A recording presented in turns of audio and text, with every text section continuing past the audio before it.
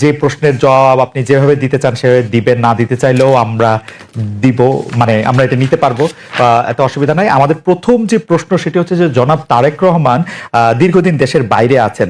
আমরা দেখেছি যে 5ই আগস্টে ক্ষমতার পট পরিবর্তনের পরে শেখ হাসিনা পালিয়ে যাওয়ার পরে তিনি ভার্চুয়ালি একটি জায়গায় তার পরদিনই ভার্চুয়াল বক্তব্য দিয়েছিলেন, বিভিন্ন অনুষ্ঠানে অনলাইনে সক্রিয় থাকছেন, বক্তৃতা দিচ্ছেন। কিন্তু বিএনপির পক্ষ থেকে কি আসলে, দেশের পক্ষ থেকে এই দাবি আছে তাকে দেশে আসার, বা তারা মানে বিএনপি কখন মনে করে যে জনাব তারেক রহমানের দেশে ফেরা উচিত, মানে সে সময়টা কখন হতে পারে? না, এখানে আপনার যে প্রশ্ন আছে তার মধ্যে দু তিনটি আপনার দিক আছে। একটা হচ্ছে আপনার বলছেন যে বিএনপি দাবি তুলছে কিনা। এখানে এখন যে অবস্থা আছে তাতে বিএনপি দাবি তোলার প্রয়োজন নেই। এখন decided by Tarique Rahman himself, এবং পার্টিও সেটাই অপেক্ষা করছে। তার কতগুলো মামলা আছে, যে মামলাগুলো আপনার অনগোয়িং প্রসেসের মধ্যে আছে, কোর্টে আদালতে চলছে। আমরা যেটা সিদ্ধান্ত নিয়েছি যে ওই মামলাগুলো শেষ করেই দেশে আসবেন। সেক্ষেত্রে আরেকটি প্রশ্ন এরকম হতে পারে কিনা যে আমরা বেগম খালেদা জিয়াকে অনেকদিন পরে দেখলাম যে তিনি সশস্ত্র বাহিনী যে দিবস ছিল 21 নভেম্বর, সেটাতে তিনি উপস্থিত থেকেছেন। ডক্টর মোহাম্মদ ইউনূসও তার সাথে কথা বলেছেন, উপদেষ্টাদের মধ্যে থেকেও কেউ কেউ তার সাথে আসলে কথা বলেছেন, আমরা এরকম দেখেছি। যদি এই মুহূর্তে নির্বাচন হয়, যেটি আসলে বিএনপি যৌক্তিক সময়ের মধ্যে নির্বাচন দাবি করছেন, তাতে বেগম খালেদা জিয়া কি প্রার্থী হবেন, বা বিএনপি সংসদ নেতা বা প্রধানমন্ত্রী হিসেবে কাকে চাইতে পারে, চেয়ারম্যান নাকি ভারপ্রাপ্ত চেয়ারম্যান? এখানে এই মুহূর্তে এখনই আমাদের এই প্রশ্নগুলো নিয়ে আমরা আপনার কাজ করছি না, কারণ আমরা এখন আমাদের সামনে যে সবচেয়ে বড় চ্যালেঞ্জ যেটা, সেটা হচ্ছে যে আপনার এই ইন্টারিম গভর্নমেন্টের কাজগুলো তারা যেন শেষ করতে পারে, অর্থাৎ যে সমস্ত সংস্কারের বিষয়গুলো আছে, সেই সংস্কার যে কয়েকটা আপনার খুবই নির্বাচন কেন্দ্রিক এবং প্রয়োজনীয়, সেই সংস্কারগুলো করে নির্বাচনের কথা আমরা বলছি। এবং আমরা মনে করি যে এটা আপনার যথা সময়ে সেটা অনুষ্ঠিত হবে। এবং দেশনেত্রী বেগম খালেদা জিয়া তো আমাদের পার্টির চেয়ারপারসন, এবং তিনি যদি নির্বাচন করতে সক্ষম হন শারীরিকভাবে, তাহলে অবশ্যই তিনি নির্বাচন করবেন। অন্যদিকে যেমন তারেক রহমান সাহেব আমাদের দলের ভারপ্রাপ্ত চেয়ারম্যান এখন আছেন, এবং তিনিও নির্বাচন করতে চাইলে তিনিও নির্বাচন করতে যদি চান সেটাও উনি করতে পারবেন, যে কটা সিটি তিনি করতে চান। তো এই নিয়ে কোনো সমস্যা নেই। সুতরাং খালেদা জিয়া নির্বাচন করলেন, প্রধানমন্ত্রী হলেন, বা তারেক রহমান সাহেব নির্বাচন করে প্রধানমন্ত্রী, এটা নিয়ে কোনো সমস্যা নেই। এই ব্যাপারে পার্টিতে আমাদের কোনো সমস্যা আছে বলে আমি মনে করি না। আলোচনা আছে কিনা, মানে মানে কে হবেন? না না, এই ধরনের আলোচনার এখন প্রয়োজন নেই। খালেদা জিয়া, বেগম খালেদা জিয়া এখনো বেশ অসুস্থ। উনি আগামীকাল কয়েকদিনের মধ্যে উনি যাবেন লন্ডনে চিকিৎসার জন্য, এবং সেখানে যদি তাকে প্রয়োজন হয় সেখান থেকে শুনি আমেরিকাও যেতে পারে, তার প্রয়োজন হয় চিকিৎসার জন্য। তো আমরা তাকে সম্পূর্ণ সুস্থ করে, আল্লাহ যেন তাকে সুস্থ করে নিয়ে আসেন, সেটাই চাইবো, সেটাই চাচ্ছি আর কি। এই প্রসঙ্গে আর কি, মানে এই 1-2 নাম্বার প্রশ্নের প্রসঙ্গে শেষ প্রশ্ন, যে আপনি জনাব তারেক রহমানের মামলার কথাগুলি বলছিলেন, জনাব তারেক রহমানের মামলাগুলো থাকার কারণে কি তিনি দেশে আসার ব্যাপারে দেশকে নিরাপদ মনে করছেন না, এরকম কোনো কিছু কি আপনাদের মধ্যে ভাবনা আছে? না না, সেই ধরনের কিছু ব্যাপার নয়। তার মামলাগুলো আমরাই চাইছি, দল চাইছি আমরা তাকে একেবারে আমরা মানে পুরোপুরি ভাবে মামলা মুক্ত করে নিয়ে আসতে চাই। যেহেতু তার মামলাগুলো সবই মিথ্যা মামলা, সাজানো মামলা, যার সমস্ত এভিডেন্সেস আর দেয়ার, সেই ক্ষেত্রে তার যত দ্রুত সম্ভব আমরা আশা করি যে মামলাগুলো নিষ্পত্তি হয়ে যাবে। আজকের একটু কথায় আসি, যে সংবিধানে উপপ্রধানমন্ত্রী পদ রাখা সহ আরো কতগুলি সংস্কারের প্রস্তাব বিএনপি দিয়েছেন। উপপ্রধানমন্ত্রী বা উপরাষ্ট্রপতি, তারপরে সংসদ উচ্চকক্ষ, গণভোটের বিধান প্রবর্তন করার প্রস্তাব। তো এইগুলি যদি সংবিধানে যাচাই বাছাই করে দিতে হয়, তাহলে তো কিছুটা সময় লাগবে। আপনার কাছে যৌক্তিক সময়টা কত মনে হয়, যে এই সরকারের কাছে কতটা সময় আসলে দেওয়া উচিত সরকারকে আসলে যৌক্তিক ভাবে? আমরা এখন পর্যন্ত কোনো সময় বেঁধে দিইনি, এবং আমরা যেহেতু মনে করছি যে সরকার কাজ করছেন, এবং ইতিমধ্যে কমিটিগুলো হয়েছে, কমিশনগুলো হয়েছে, কমিশনগুলো তারা দ্রুততার সঙ্গে কাজ করছেন, এবং আমরা আশা করি যে যত দ্রুত সম্ভব তারা করতে পারবেন। এটা তাদের উপর নির্ভর করবে যে তারা কখন নির্বাচনটা দিতে পারছেন। আপনারা কোনো টাইম ফ্রেম, না, টাইমলাইন? আমরা কোনো টাইম ফ্রেম দেইনি। আমরা যেটা বলেছি যে একটা যেটা আপনার লজিক্যাল সেই সময়টুকু নিয়ে তারা করবেন। কেউ কেউ এরকম ইঙ্গিত করছেন যে বিএনপি আসলে এই মুহূর্তে নির্বাচনের জন্য আসলে চাপ দিতে চাচ্ছে সরকারকে, চাপ দিচ্ছে, তার ফলে সরকার একটু আনস্টেবল হচ্ছে।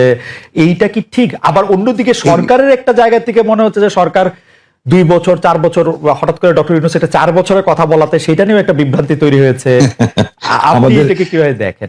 আমি দেখি একটু ভিন্নভাবে। জি। এটা দেখি যে আমাদের দেশের মিডিয়া বা আপনারাই যারা মিডিয়াতে কাজ করেন, আপনারা সাথে স্পেকুলেশন করেন, এবং স্পেকুলেশন করলে এটা আপনাদের হয়তো বা খুব ভালো হয়, কিন্তু আমাদের জন্য আমরা এই ব্যাপারটা আমি ব্যক্তিগতভাবে খুব বেশি আগ্রহী নই।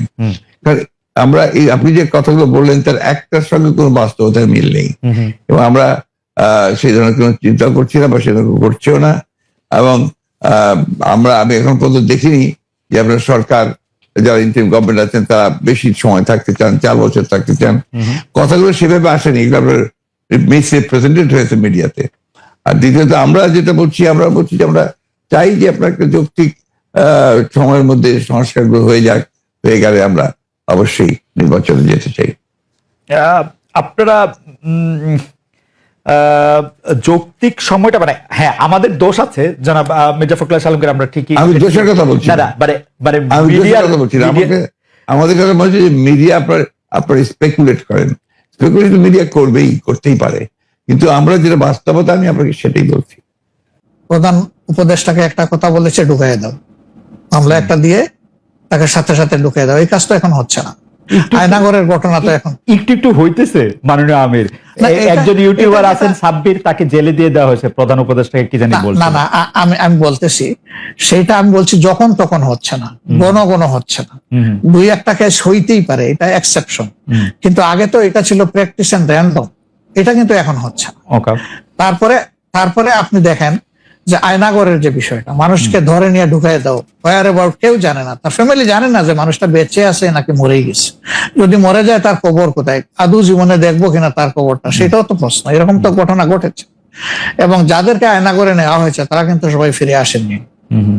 তারা অনেকেই এখনো আমরা জানি না তারা কোথায় আছে, আদৌ বেঁচে আছেন কিনা। তো এগুলা তো এখন হচ্ছে না।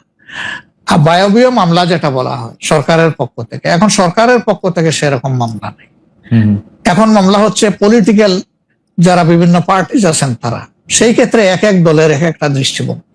আমাদের দৃষ্টিভঙ্গি হচ্ছে যে for fair justice, complaint of atrocity করেছেন যারা এটা পারপিটেটর, তাদেরকে ডিরেক্ট যারা আছেন তাদেরকে বাদ দিয়ে আমরা কোনো মামলায় কাউকে আসামি করিনি। এই জন্য আমাদের মামলায় শত কোনো আসামি নেই। অন্যান্য সংস্থার বা দলের বা অথরিটির থাকতে পারে। তো এই জিনিসগুলোর কিছুটা হলেও ডেভেলপমেন্ট হয়েছে, কিন্তু আরো অনেক হওয়ার প্রয়োজন আছে এবং সুযোগ আছে। এই ক্ষেত্রে আমি শুধু একটা লাইন করে একটু বোঝার জন্য, যে মানে আওয়ামী লীগ নিষিদ্ধ করা হয় নাই, আওয়ামী লীগের কার্যক্রম নিষিদ্ধ করা হয়েছে, দুইটার মধ্যে তফাৎ কি আসলে? মানে তারা মানে কি করতে পারবে আর কি করতে পারবে না, মানে একজন আওয়ামী লীগ কি করতে পারবে এখন? মানে আমার একটা আন্ডারস্ট্যান্ডিং হচ্ছে আওয়ামী লীগ নিষিদ্ধ, আপনি বলতেছেন না দুইটার মধ্যে একটু তফাৎ আছে। তফাৎটা কি আসলে? দেখেন, নিষিদ্ধ তো আমাদেরও করা হয়েছিল, তাই না? এবং একবার না, আমাদের এই সংগঠনের জন্মের পরে দফায় দফায় আমাদেরকে নিষিদ্ধ করা হয়েছে। নিষিদ্ধ যখন কোনো সংগঠনকে করা হয় তখন এই সংগঠনের ব্যক্তিরাও বিভিন্ন ধরনের সমস্যায় পড়ে যান, এর সাথে রিলেটেড ব্যক্তিরা, এমনকি তাদের স্বাভাবিক জীবনযাত্রাটাও তাদের পক্ষে চালায় নেওয়া সম্ভব হয়। তারা যদি সমাজের কোনো ক্রিমিনাল ব্যক্তি নাও হয়ে থাকেন, তবুও তাদের উপরে সমস্যা আরোপ হয়েছে।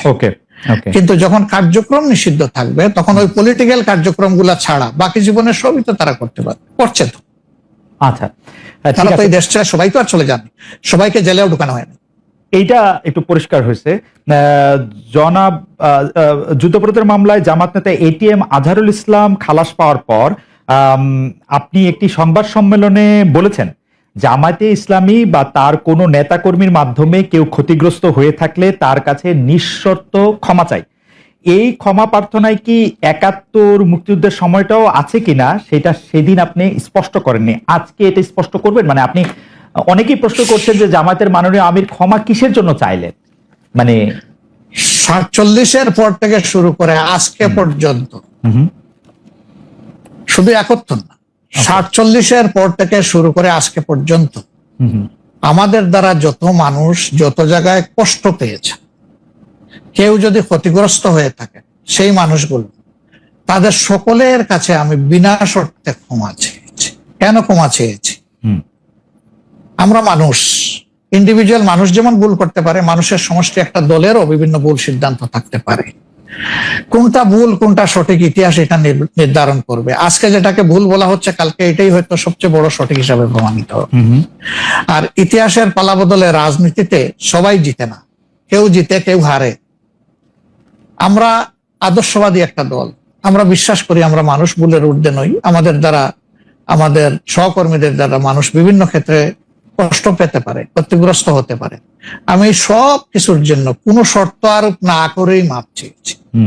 ওকে, মানে 47 এবং থেকে মাপ চাওয়ার মধ্যে কোনো পরাজয় নাই, লজ্জা অবশ্যই নাই। 47 থেকে আজ পর্যন্ত যে কোনো কিছুর জন্য মানুষ আপনাদের কাছ থেকে যদি কোনো ধরনের আঘাত পেয়ে থাকে, তার জন্য আপনি দুঃখ প্রকাশ করেছেন বা ক্ষমা চেয়েছেন। এর ভিতরে সব ঢুকে গেছে, কোনো কিছু বাদ নাই। ওকে, এভরিথিং ইনক্লুডেড। আচ্ছা, এবং এটা আনকন্ডিশনাল, মানে অ্যাপোলজি দিয়ে আনকন্ডিশনাল পার্ডন সিক করেছে। এইটা কি ডক্টর শফিকুর রহমান, আমি আসলে যেহেতু আপনার সঙ্গে আমার মানে নানা সময় কথা বলার সৌভাগ্য হয়েছে, মানে পর্দার বাইরে পর্দার ভিতরে, সেটা আমি জানি বলেই আমি আমার প্রশ্নটা করছি যে আপনি যে 71টাকে এই 47 থেকে আজ পর্যন্ত একসাথে বললেন, এর কি কোনো বিশেষ কারণ আছে নাকি? মানে না না না না না না, কোনো বিশেষ কারণ নাই। আমার মানবিক মূল্যবোধের জায়গা এবং আমার দায়িত্বের জায়গা থেকে আমি বলেছি, অনুভূতির জায়গা থেকে। দায়িত্ব এবং অনুভূতির জায়গা, বিশেষ কোনো কারণ। আপনারা পলিটিক্যালি জিনিসটাকে নিয়ে চেষ্টা করেন, ওটা ধীরে ধীরে why don't you try to go deep into it? আমি বলি, শেষ করি জি প্লিজ। জি জি জি প্লিজ। ইনভেস্টিগেটিভ জার্নালিজমটা সিরিয়াসলি করেন এবং এটাকে ফাইন্ড আউট করেন যেটা আসলে ব্যাপারটা কি ছিল। সেটা করছেন না, করছেন যে বিএনপি কিন্তু সলভ করার জন্য করছেন। এটাকে আমি মনে করি এটা এক ধরনের রাজনৈতিক উদ্দেশ্যে প্রণোদিত। ওকে ওকে, আমি ইনভেস্টিগেটিভ জার্নালিজমের প্রসঙ্গে, মানে আমি আপনাকে মাঝখানে ইন্টারাপ্ট করতে চাইনি, আমি শুধু বলতে চাইছিলাম যে এইটা তো আসলে আমাদেরও সীমাবদ্ধতা থাকে, ইনভেস্টিগেটিভ জার্নালিজম যে আমরা করতে পারি নাই। কিন্তু এই কথাও তো সত্য যে বিএনপির আমলে আমরা একটা 21 আগস্টে গ্রেনেড হামলার পরে আমরা একটা জজ মিয়াকে দেখেছিলাম, যে জজ মিয়া একটা বানানো হতে পারে। আমি ধরে নিচ্ছি সেটা আপনার মনে করছে যে ভুল, আমিও ভুল ধরে নিচ্ছি, কিন্তু আপনারা তো পারতেন এখানে একটা ইনভেস্টিগেটিভ জার্নালিজম করে আসল সত্যটা উদ্ঘাটন করতে, সেটা তো করেনি। আমি আপনাকে আসল সত্যটা বলছি, সেটা আমি বললাম। আপনি এই জিনিসগুলো তো আপনারা কখনোই তুলে ধরবেন না যে 4 বার তার আয়ু চেঞ্জ করা হয়েছে, কখনোই তুলে ধরবেন না যে কার আকাঙ্ক্ষা দেওয়া হয়েছে যে আওয়ামী লীগের নমিনেশন চেয়েছিল, অবশ্যই তুলে ধরবেন। কখনোই তুলে ধরবেন না যে মুফতি মাহমুদকে বিচার শেষ হওয়ার আগে থেকে আপনার ফাঁসি দেওয়া হয়েছে। তো দিজ আর দ্য এভিডেন্সেস, যেখানে আপনি পরিষ্কার বুঝবেন যে একটা শুধুমাত্র সাজানো মামলা, তাকে এখানে জড়িত করার জন্য এই কথাগুলো এসেছে। তত্ত্বাবধায়ক সরকার ব্যবস্থা বাতিল করার জন্য বা তত্ত্বাবধায়ক সরকার ব্যবস্থাকে প্রশ্নবিদ্ধ করার জন্য বিচারকদের বয়স বাড়ানো এবং একজন বিচারপতিকেই আসলে তত্ত্বাবধায়ক সরকার ব্যবস্থার প্রধান করার লক্ষ্য নিয়ে সেইটা করার কারণে বিচার, মানে এই পুরো বিধানটাই এটা দিস ইজ ইওর ন্যারেটিভ, এটা আমাদের ন্যারেটিভ নয়। আচ্ছা, আমরা মনে করি যে ওই সময় প্রয়োজন ছিল আপনার বয়স বাড়ানোর ব্যাপারটা, ওটা বাড়ানো হয়েছিল। ইট মে নট ওয়ার্ক, সেটা অন্য কথা। একটা জিনিস আপনি আবার ভুলে যাবেন না যে 1/11 আগে চক্রান্তটা একটা হয়েছিল। সেই চক্রান্ত হচ্ছে যে আপনাদের সেই 9/11 ঘটেছিল তার আগে। আর এখানে আপনার কিছু পশ্চিমা দেশ একসাথে হয়ে চুইজডে ক্লাব তৈরি করেছিল, একই সঙ্গে ভারতবর্ষ তার সঙ্গে যুক্ত হয়েছিল, এবং তাদের মূল টার্গেটটা ছিল জাতীয়তাবাদী শক্তিকে এখান থেকে নির্মূল করা। এবং যেহেতু তারেক রহমান সাহেব জাতীয়তাবাদী শক্তির উঠতি নেতা ছিলেন, হি ওয়াজ দ্য রাইজিং লিডার, সুতরাং তাকে আপনারা মেলাইন করার জন্য, ভাবমূর্তি নষ্ট করার জন্য একটা পরিকল্পিতভাবে এই চক্রান্তগুলো করা হয়েছে এবং এই ক্যাম্পেইনটা চালানো হয়েছে, হুইচ ইজ টোটালি পলিটিক্যাল। আমরা ছাড় দেই নাই কাউ, আমাদের এই ঘটনাগুলা র্যান্ডম না, ব্যাপক না, দুই একটা বিচ্ছিন্ন ঘটনা, আমরা কাউকে ছাড় দিই। আমরা যেহেতু আপনার সময় কম, আমরা দ্রুত একটা বিষয় থেকে আরেকটা বিষয়ে যেতে হচ্ছে। সম্প্রতি আপনি একটি ভাষণে বলেছেন, আমি এখানে ছোট্ট একটু অ্যাড করতে চাই। জি প্লিজ। এই যে মব, যেটাকে এখন মব বলা হচ্ছে, এর চাইতে কিন্তু আরো নিকৃষ্ট মব কিন্তু গত 15.5 বছর মানুষ প্রত্যক্ষ করেছে।